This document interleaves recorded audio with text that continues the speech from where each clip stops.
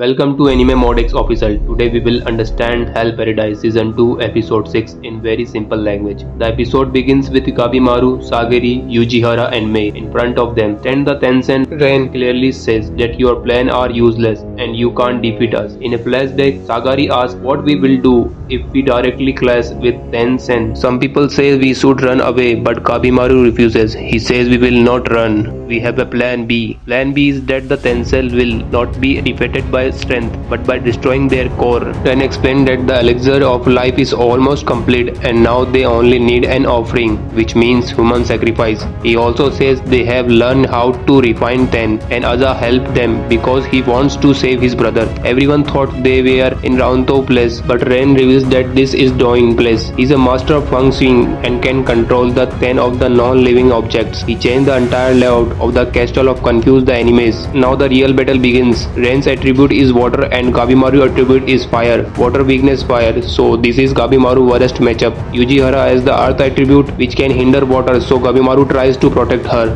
Ren covers his body with hard Tao armor. Normal attacks are not working on him. In a flashback, Kabimaru explained that Tao is like a current. If you understand your opponent's flow, you can use their own strength against them. Kabimaru takes the risk and tries the crafts Ren flows. He throws a powerful punch and for the first time blood comes out of the Ren's mouth. This means the method is working. Yujihara had already asked whether Tao can be infused into weapons. The answer was yes. Seeing the opportunity, she attacks from behind. Ren becomes weak for a moment and Yujihara cuts him in half, but the flowers start coming out of the Ren's body. He says that now the real battle will begin. He transforms into his monster flower form. Now his strength, his speed and technique become even more dangerous than before. He throws continuous punches. Yujihara gets injured and Kabimaru also reached a very bad condition. Ren is not mindless like the other Tencent. Even after transforming, he using strategy that makes him even more dangerous. In a flashback, Kabimaru says that he didn't come here to die. He wants to return alive to his wife. That he is the biggest motivation. But at this moment, his condition is extremely bad. Ren almost finished him.